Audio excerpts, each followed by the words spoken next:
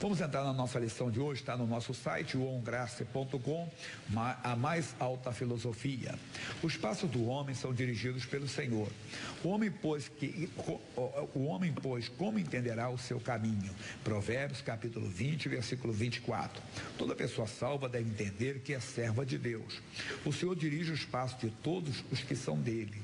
Se você decide o que fazer no âmbito material e espiritual, não se enquadra no plano divino. Isso é muito importante, porque desde o momento que eu aceitei Jesus Cristo como o quê?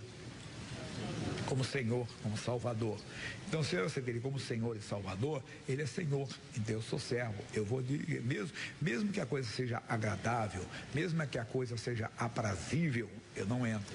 Eu consulto a Deus. Agora, é claro, se a palavra condena, eu não preciso nem perguntar a Deus. Eu não preciso nem consultar a Deus se eu devo fazer aquilo ou não. A palavra já condena. É uma brincadeira que eu faço, mas que ao mesmo tempo alerta a pessoa. Eu digo, imagine que um amigo meu foi viajar e trouxe uma garrafa de bebida, né, alcoólica daquele país. Olha aí, Jaime, eu fui para a Escócia, quando eu lembrei de você, eu trouxe aqui para você um uísque do bom. E eu falei, eu bebo ou não? Não, já tem a bebida forte, alvoroçadora, e o vinho escarnecedor. Então já tem na Bíblia, não preciso consultar a Deus, já está lá. É o homem casado, a mulher casada que aparece uma outra pessoa, até com a Bíblia na mão, e dá um olhar para ela, para ele, e diz, Jesus, se eu tenho alguma coisa, ora sobre isso. Não, você não tem que orar. A Bíblia já fala, marido de uma só mulher, mulher de um só homem. Então, quando a Bíblia condena, quando a palavra de Deus condena, você não entra, não precisa nem consultar a Deus. Ó, tem coisas que às vezes não são condenadas pela palavra, são coisas lícitas, legais, mas nem sempre é o plano de Deus. Então, se você é servo, obedeça. O Abraão ouviu a voz de Sara. Sara ofereceu para ele algo que era comum entre a cultura daquela região, mas não era plano de Deus. E ela entrou e foi um pecado, porque ele não consultou a Deus. E ele provou 13 anos de silêncio. E muita gente estava provando. Não, eu não preciso de Deus. Não precisa. Até na coisa, repito, quando é pecado, que você já sabe que é pecado, você não precisa nem consultar a Deus, você está errado, você não consulta. É aquilo que a palavra não condena, mas você é servo de Deus e você consulta o Senhor. Voltando na lição. Portanto, Deus não pode dirigir nem usar você. Não há oração que mude a palavra. Se você tem tropeçado ou as coisas não vão bem em sua vida, acesse com o onipotente enquanto há tempo. É aquilo que eu falei, se for contra a palavra, nem consulte a Deus, que Deus não vai mudar a palavra.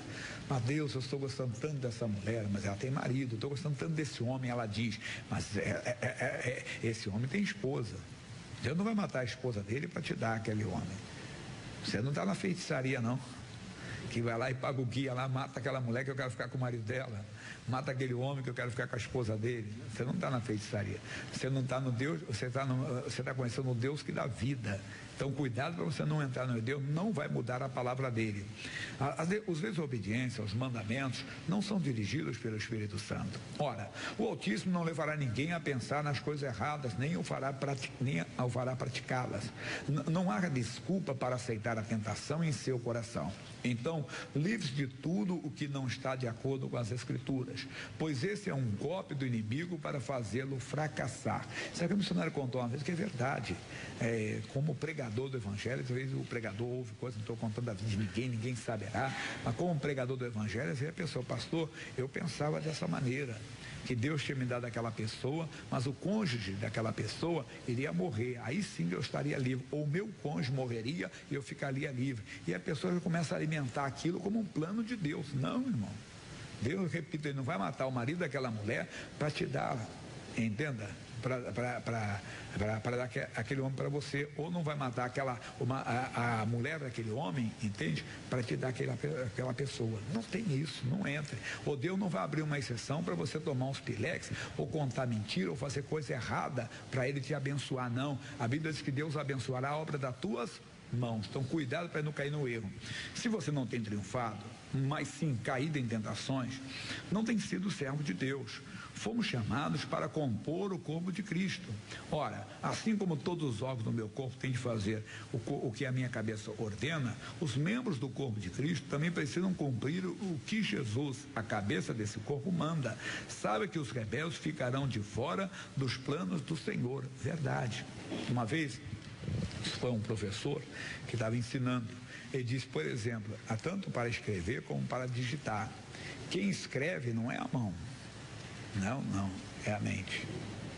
Por isso que o cidadão chamado grafotécnico, ele pega. Porque por mais que a pessoa tente disfarçar, uma horazinha tem uma coisinha que é característica daquela pessoa. Ela vai colocar naquela falsificação, ela coloca. É o tiozinho de um lado, entenda bem, a vírgula de um momento, é o T dela que não é do jeito dela. Porque quem escreve não é a mão, é a mente. Quem digita também. Aquelas palavras, você começa um texto de uma pessoa, ela costuma muito usar aquela palavra no texto, ou usar aquela forma de escrever. Então ela acaba se traindo, naturalmente ela acaba se traindo. Isso tudo, esse negócio de Zorro, né, que o cidadão põe uma máscara e ninguém conhece que é ele, é só no Zorro mesmo. Porque aquilo, diante de Deus não tem nada oculto que não venha a ser revelado, e os homens acabam descobrindo também pela ciência, pelo conhecimento que Deus dá para eles, que eles descobrem o conhecimento e vão ter. Então não entre nessa.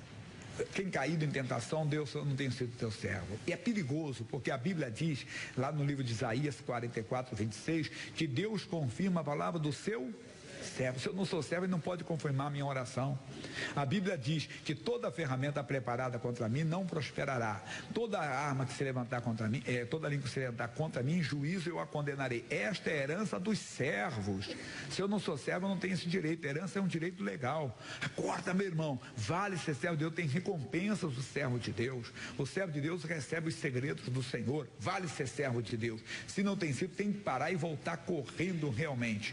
Bem, quem de fato serve ao Altíssimo tem sempre a mão divina sobre a sua cabeça. Por isso, várias vezes tem sido dirigido, liberto e protegido. Veja o que aconteceu com Davi, o qual soube servir a Deus, e com Saul, que não soube obedecer às ordens divinas. Sempre falamos aqui, fazemos o paralelo entre Davi e Saul. Aos nossos olhos, Davi pecou muito. Aos nossos olhos, Saul pecou pouco. Não fez o que Deus mandou, não fez do que... Não. Ele não foi servo. Ele não queria ser servo. Não foi uma oportunidade, foi em várias oportunidades. O Saul agia do jeito dele, da forma dele. Então Deus não pôde atendê-lo. Quando ele se viu cercado pelos filisteus, ele consultou o Senhor, porém o Senhor não lhe respondeu. Por quê? Porque o Senhor confirma a palavra do seu servo. Coisa séria, tem que ser servo de Deus. Aprender é o título, é o que o Simão Pedro entendeu. Quando ele escreveu sua carta, se apresentando à humanidade, ele disse: Simão Pedro, servo e apóstolo. Primeiro ele era servo, depois ele era apóstolo. Primeiro tem que ser servo, depois pastor. Primeiro servo, depois engenheiro, depois pedreiro, entenda? Depois empresário, quem for, depois faxineiro, o que for. Primeiro servo de Deus. Voltando aqui na mensagem. Da mesma forma, os que deixam de levar pelas tentações ou atendem ao que o seu coração diz ou pede, concluirão que não fizeram boa coisa. Não há como os servos entenderem o caminho que trilham. Deus sabe levá-los pelas melhores estradas. Por essa razão, tudo dá certo para eles. Lembra daquilo? Todas as coisas cooperam para o bem daqueles que amam a Deus. Isso é Romanos 8, 28. Aí quando parece que você está derrotado, Deus está te levantando. Quando você fez a escolha errada, você fez a escolha certa, porque foi Deus quem lhe dirigiu. Como nascidos do Espírito, temos de ser como o vento, que não sabe de onde vem, para onde vai.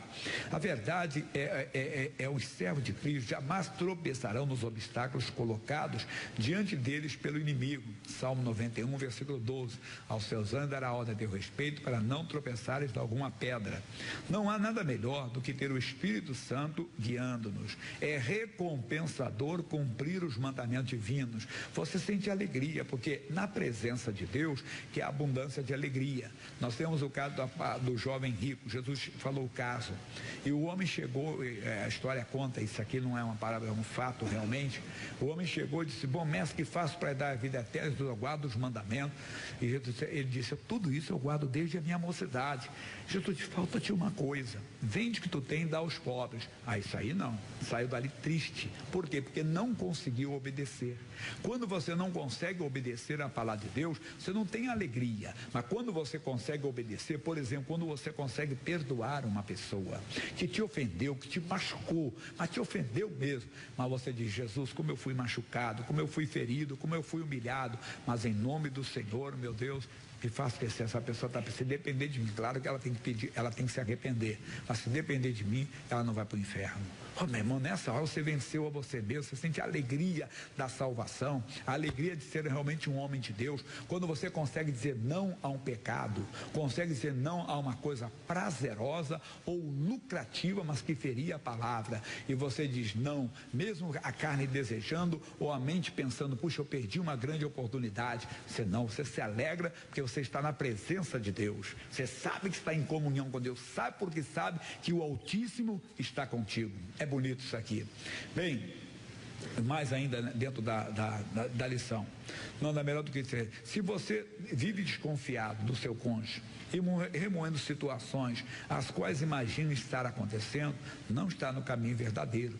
É hora de orar ao Senhor e pedir a sua ajuda. O diabo tem conseguido fazer com que muita gente, durante vários anos, viva de maneira contrária ao plano divino. Examine-se e, se necessário, mude completamente o seu modo de viver ou crer. Você não será completo na fé se não estiver firme na palavra de Deus. Tem sido a nossa oração constante aqui: Senhor, muda o que tem que ser mudado, tira o que tem que ser tirado, acrescenta o que tem que ser acrescentado, porque eu sou teu servo, eu quero estar no centro da tua vontade, no plano da tua vontade. O missionário escreveu um hino e leu a letra. Foi o Carlinhos colocou, a Managete, e eu tive a interpretação. Ele diz assim, né? Eu quero cumprir tua vontade. Verdade, é canção essa. A outra diz, né? Não, só assim: cumpra em mim o teu querer. Como se fosse uma complemento da outra. É verdade, cumpra em mim o teu querer, Senhor. Quero estar no centro da tua vontade, fazendo a tua vontade e agradando ao Senhor em tudo. Isso aí vai nascer uma confiança em você. Talvez essa segurança está faltando. Ô pastor Jaime, eu sou sempre tomado pelo pânico, pela ansiedade, pelo medo, pelo pavor. Está faltando essa comunhão.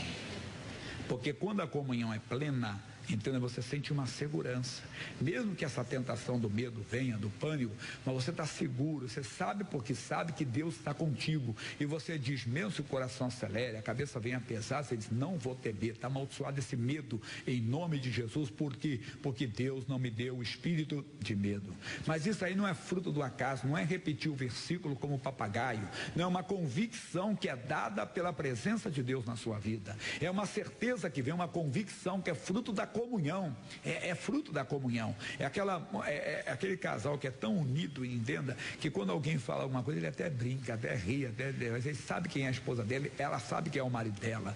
Irmão, imagine com Deus, quando você sabe quem é o seu Senhor. Você sabe, eu costumo dizer que é o filhinho, que ele sabe quem é o pai dele. Ele não conhece a força que o pai dele tem. Para ele, o pai dele tem muita força, talvez nem tenha tanto, né? Mas para ele tem. O pai dele vai protegê-lo de tudo. Ele está seguro nos braços do papai. O nosso pai é o Todo-Poderoso. A hora que você entender quem é ele, mas repito, isso aí não é fruto do acaso, não é apenas do desejo, é muito mais, é fruto da comunhão. À medida que você anda com Deus, Deus anda com Deus. Chegai-vos a mim e eu chegarei a vós todos. Aquele que se une ao Senhor torna-se o quê?